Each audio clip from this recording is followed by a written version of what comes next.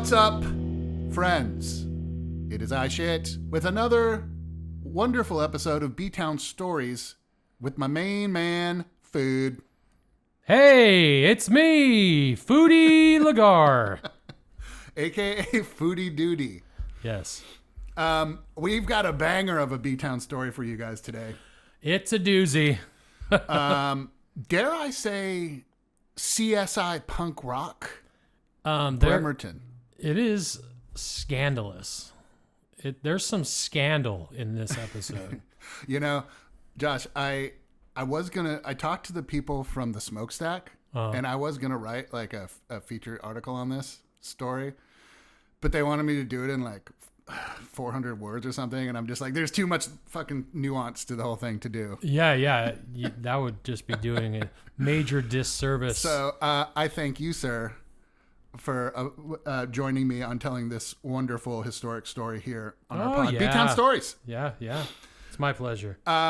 So this is, in a nutshell, before we get into the layers of it, the story of how Josh and I stole MxPx's very first demo tape and then started selling it. Stole. Stole is the key word. So that's what we're going to lead with. But before, I think, Josh, it would behoove our listeners to add a layer of context about the time when this tape was made and kind of follow its journey. That's a good idea. Right? Because I think there's like a very interesting story that goes along with the tape. Almost, dare I say, like the Lord of the Rings, the One Ring. This is the one tape. I was just thinking something like along that line. Yeah, it is. Like, yeah, that's a nice analogy. Love it. So let's go back to when the one tape was created. Now, we're going to have to go back to early 90s in Bremerton. 92. 92 was when it was created, but the time around 92, everybody was in a band in Bremerton. Yeah. The punk scene was popping. It's cool people. Cool people were in a band, yeah. But like, you know, we've got grunge kind of over across the water, right? Really happening. Nirvana, Pearl Jam, that whole kind of scene. But in Bremerton, the local on the ground was punk rock. Yeah. It's been very punk rock for a while. So you've got all these little bands playing, amazing fucking bands I still listen to this day. Yeah, like, it's still like, I still feel that this area is kind of like this untapped resource of musical talent. Yeah. And it's like every once in a while a band will get some recognition from this area. Like Moss Generator is probably the most recent that, like, you know, gets some exposure. I mean, they tour all over the frickin' world. Tony Reed is a phenom in itself. Tony and Scooter are both in Pentagram now too, which they're obviously huge.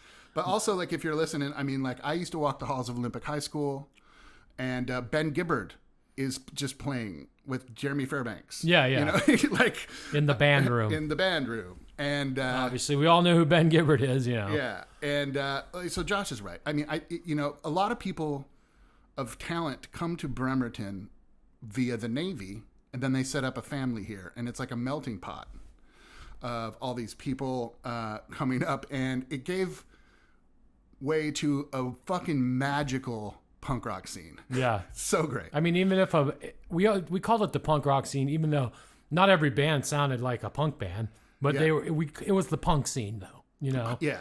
Essentially. And there was metal bands, there was rock bands, there was all types of stuff. Indie bands, you know, whatever, you know, but it was everyone was cool with everybody for the most part. Yeah. So around 1992, I'm skateboarding and basically there was, let's go but before that. This band called Magnified Plaid comes onto the local scene, okay? And this is basically MxPx. And also during that time is when kind of straight edge hardcore was very popular. Everybody started putting X's after everything and on their hands, right? That was like kind of the thing. So like even the Jack Trippers became JXTX. Yeah. Right? So, but at this point, this is before MxPx was MxPx. They were just Magnified Plaid. Now, as rumor goes, as the story goes, they recorded their practice one day. How many songs are on that tape? Shit, there's a lot. Like, I think like 20 songs. Yeah. So it was, I mean, this is their first demo, but it's like, obviously you press record and play like on the Sony boombox that's in the garage and just let it rip.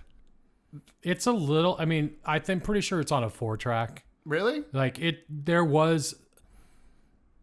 doesn't sound good by any means, but there was some effort put into the recording process. It wasn't a boombox recording, but it's not good. Yeah.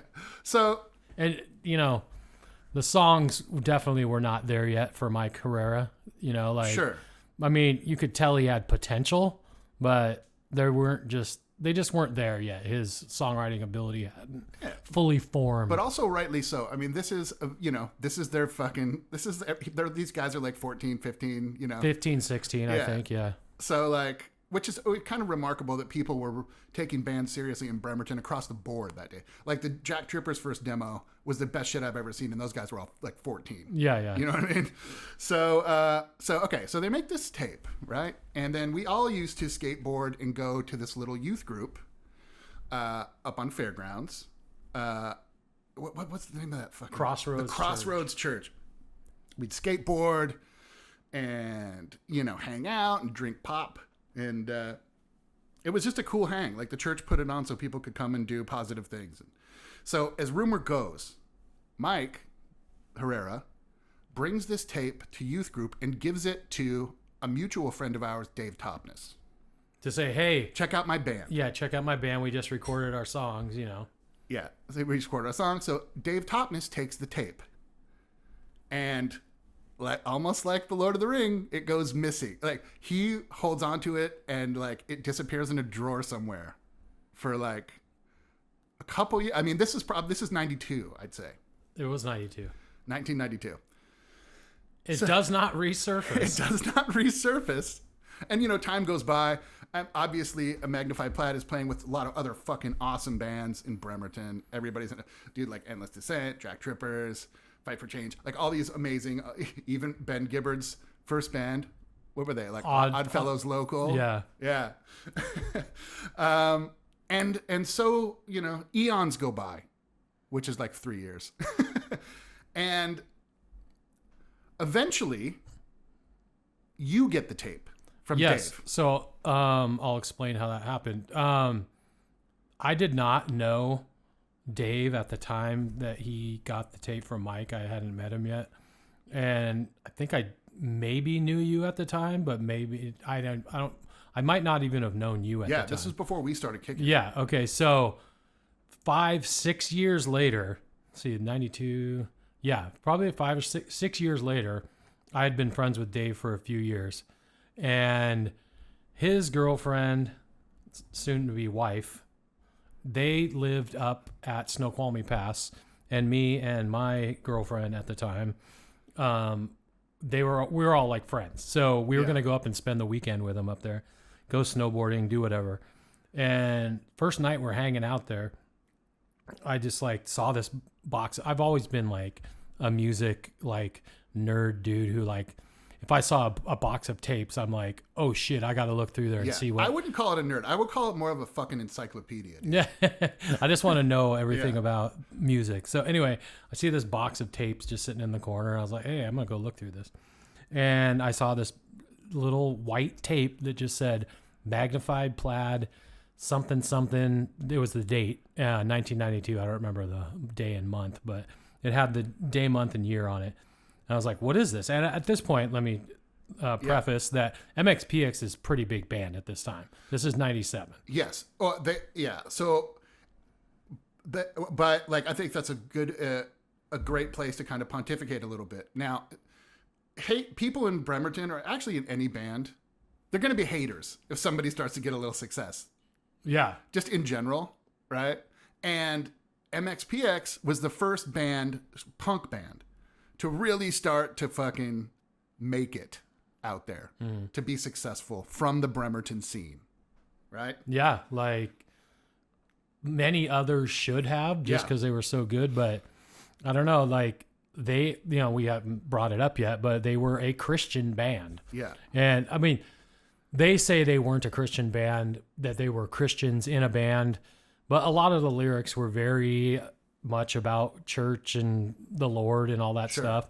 And that really drew the attention of a very specific Christian record label. Sure. And so that's how they got signed. And you're not going to turn down a record deal if you're like in high school. Yeah. Come on, but I think that helped them because that was their niche. I honestly thought their songs were good enough regardless of what they were singing about.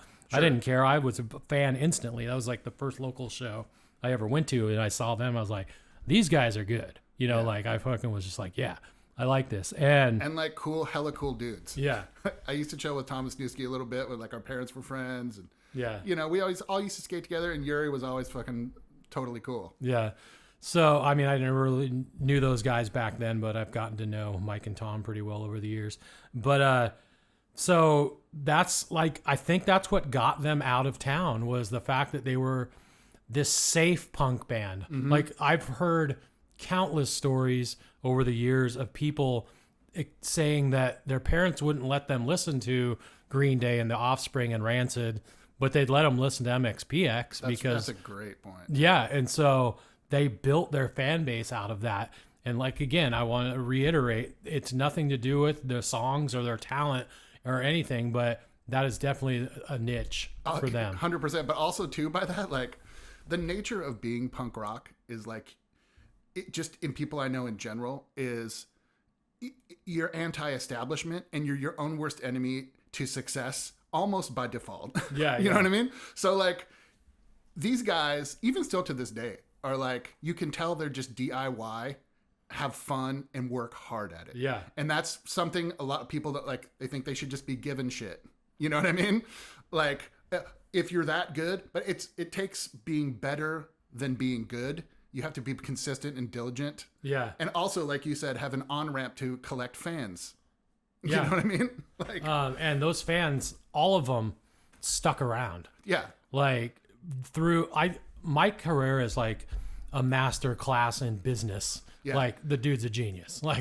Also, as somebody who's been in the entertainment business for a long time, it's something to behold when somebody does it themselves and doesn't, you're working for yourself, you're making your own stuff, and anybody can do it if you've got that mix of drive and talent. Yeah. Which is, it's pretty inspiring. So anyways, let's get back on the story of the tape. So by this time, Josh finds the tape and holy shit. What is this? What is this? Yeah. But MxPx is in the zeitgeist as a band popular. They have hits on the record and shit. Yeah.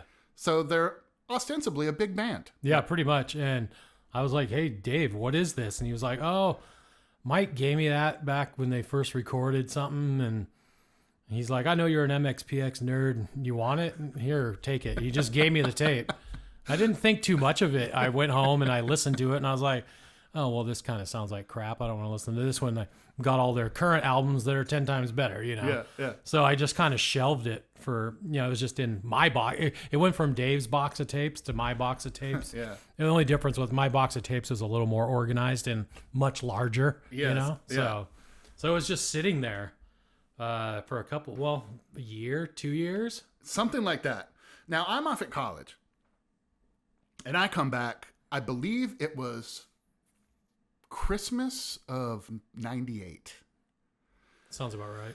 And I come to your house and we're hanging out, probably drinking beer, and let's find something to listen to, So I'm digging through this tape box and I see this tape. It says Magnified Plaid. And I'm like, what is this thing? And Josh explains, we're sitting here both now holding the only copy of Magnified Plaid, aka MxPx's very first recording. So I think light bulbs went off over both of our heads. And so I'm in college. I'm putting myself through college. I have $1 to my name. I'm eating ramen. Dude, I think at this time I was at Central. I was literally, there was a time when I went to fucking like Domino's when they were closing, because I used to make pizzas, and I was like, hey man, do you got any old pizzas? You know, like, I know you're gonna throw that one on top of the fucking thing out, dude. Just hook a brother up, you know. Yeah. And like I got kicked out. Like when you're putting yourself through college, you need money. So I'm like, holy shit, MxPx is now famous. I can sell this tape, copies of this tape, and get money for it. So I'm like, I'm taking this. Yeah. There was this new auction site on the internet called eBay. It was brand new at the time. So I take the tape, and then I think I go back to Central. I was at Central for a couple of semesters, and I fucking make copies of this tape and post it on eBay. Super rare. First ever recording of MxPx. And I'm selling them for $50 a pop for a fucking dub of a cassette tape. And like also, who knew MxPx very big in Japan? You know? Yeah. So I'm shipping these tapes overseas to Japan. All in all, I didn't make I maybe sold 8 or 9 tapes, but like that's like $400 or $500. Yeah, you know what I mean? So I come back, and this is over the course of, I don't know, 3-4 months. And I come back for summer, and I remember like people from the band have got onto this. Tom Wisniewski, I think, sent my eBay account like, hey, who are you? And I think I made like my eBay account with like Bremertonizer or some weird fucking name, right? Yeah. And I didn't answer him. And then their manager dude, who sounds like a great manager, some guy named Crichton Burke. Okay. Crichton? So, yeah, starts just fucking like lighting me up. Like, you're going to jail. So I get back, and an article comes out in the Kidsap Sun about a stolen demo that like somebody's selling. And I'm upstairs at my parents' old house one day, and I hear this pounding at the door. Wait. My sister... Oh, yeah, go. The article came out before? It was all at the same time. Oh. Yeah. Weird. Either that or shortly thereafter. But there's a knock at my door, and my sister is like, Ryan, cops are here for you. So I go down, and I get grilled about this tape, and he's like, give me the tape. And I'm like, I don't have the tape, man. You know, like, talk my way out of it somehow. I call you, and basically it gets to the point where like, we're going to go to jail unless we fucking return this tape. You remember that? Yeah. So I think we took the tape, and I believe we drove it or to put it in some mailbox, right? The cops came to my house. Oh, okay. And they said, we heard you have the tape. Oh, maybe I told the cops to go to your place. You did, which I was really stoked about. Since I was growing weed in the shed. Not a good place for cops to be hanging around. Unfortunately, they didn't smell the weed. But anyway, I was like, I had the tape in my room when I was living out in Paulsbo, but I somehow wanted to think about my decision before returning the tape. So I lied to the cops and told them that the tape was still at my dad's house. And I'd recently moved to this house, which was true, but I did have the tape. I told them I'd have to go get it from my dad's house, and that I would do that on my next day off from work, and I would return it to Tom's house because I knew where he lived. I don't know how. I knew people that lived on his street. Yeah, I used to hang out at... Yeah, it's like... He had a super cool street. Yeah, so I debated what I should do, and eventually I was just like, fuck it. What am I going to do with this tape, you know? And I think the newspaper article said that on the black market, this tape is worth $5,000. And I was like... I can't just give them $5,000 back, you know? Yeah. Like, I gotta. Anyway, I was like, "There's no way anyone's gonna pay $5,000 for this." No offense, guys. But if you're listening, actually, I just joked with Mike about that the other day. What the value of the tape would be now, and I was like, easily like $100K or something, you know. Yeah. Well, also during that time. Okay, go on. Sorry to interrupt you. Oh no. So anyway, like a couple days later, I just went and dropped it in Tom's mailbox and never heard anything about it ever again. Yeah. Well, the word got out, and I remember I think there was going to be a fight. Between who? Well, I think I heard like the people were going to try to kick our ass for fucking slanging this tape. Who? The guys from MxPx. We're gonna kick our ass? Yeah. Well, no, but like, good luck. I don't know how that got out, but like, but we went to the Manette one night, and it was like we were there, and like Mike, it was like a crew of us, big fucking dudes, and like Mike is a savage. Like nobody's gonna fuck with it when Mike's hanging around. And I think Mike Kennedy, not Mike Herrera, but Mike, I believe, came up to me and was like, "How much did you make off us, dude?" And I was like, I don't know, like $400, you know? And then we just like kind of walked in, and eventually it was squashed. But at the time it was kind of a tense situation, you know?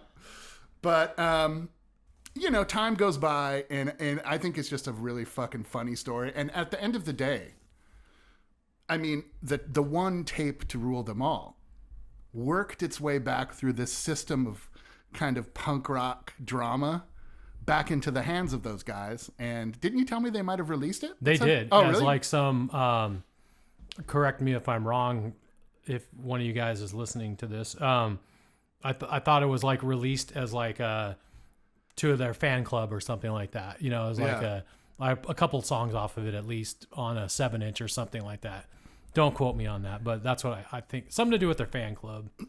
But anyway. But yeah, I mean, I think at some one point their manager Crichton was like, "This is not yours to sell," and I'm like, "Well, was it ever copywritten?"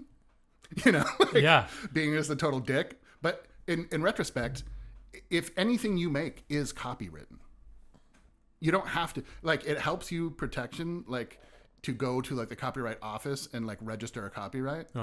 But ostensibly, anything you make is yours.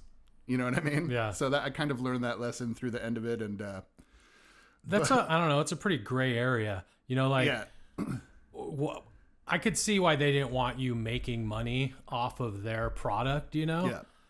But at the same time, it's music for the public, you know, like, I don't know. Yeah. It's I just don't like think there was any like cause to send the cops out, because we didn't steal that. Yeah, exactly. So that's the thing. In the article, it says that the tape was stolen. Yeah. There was never any stealing going on. Mike gave it to Dave. Dave gave it to me. The chain of custody was, you allowed me to be a scandalous bitch and sell it. Yeah. There was no stealing going on. So I think that's where, like, maybe they honestly thought that it was stolen and didn't remember that Mike had given it to Dave or whatever. But or maybe Dave did steal it and he lied to me. I don't know.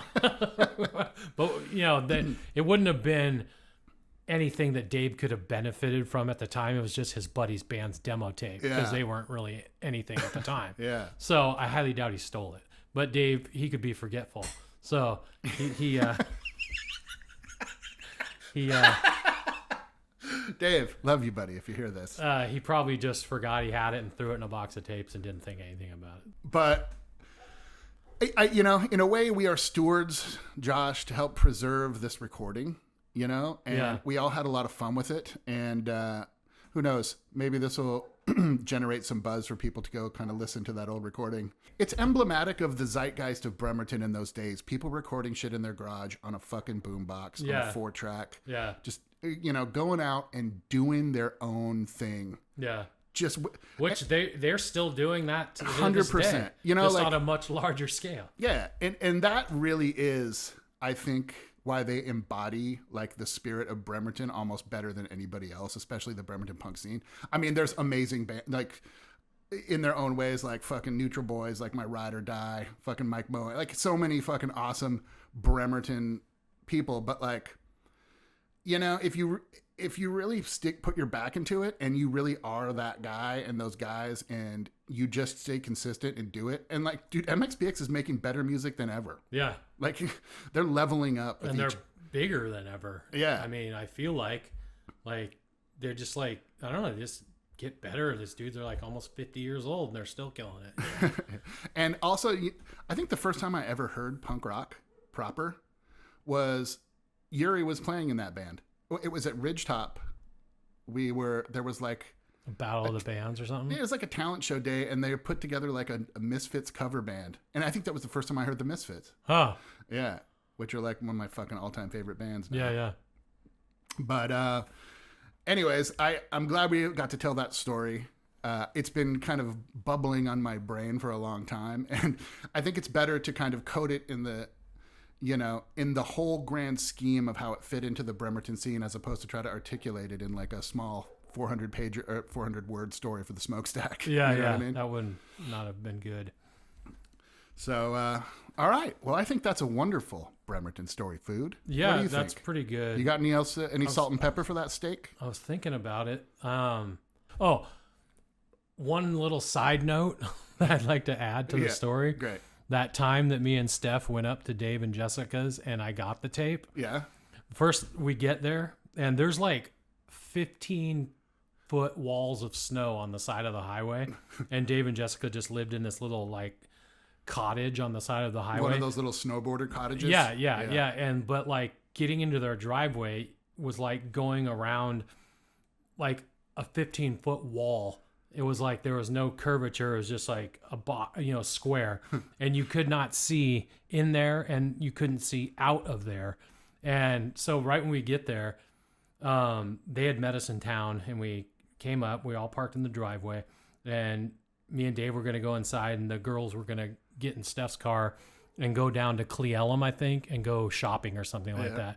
And as me and Dave are walking through this like maze to get up to their front door, this maze of snow walls, just hear this mangling metal, just shredding metal. Like, what the fuck? So we like ran back down there to the driveway and looked out, and Steph couldn't see around the walls of snow, so she just kept kind of like inching her way out to see if any cars were coming, and then she's like, fuck it, I'm just gonna go, and like fucking goes out of the driveway, and a semi comes by and rips the front of her car off. Oh my God. Yeah, just rips the engine and just rips it apart. And like, we're like, what the fuck? And like, they just stayed right there in the little wall. Like nothing happened to them because the car didn't move anywhere. The semi just ripped the front, or was it a snowplow? Might have been a snowplow. Just ripped the front of the car off. Dude, if she were to get hit, we would have never got the tape. Wow. And she'd be dead. Yeah. Which would probably be that would suck. Anyway. That whole trip was a trip. I love it. And it set in motion one of the greatest punk rock unsolved mysteries of all Bremerton time. Exactly. All right. I think that's a fine note to end this episode on. Thank you for listening to B-Town Stories with me, Shit. And I'm Food, bidding you adieu. And until next time, take her easy. And B-Town Stories, B-Town Stories, B-Town Stories with Shit and Food. B-Town Stories is a Red Cobra production, created, produced, and written by Shit and Food, with theme song by The Slags and logo design from Darren Chalman.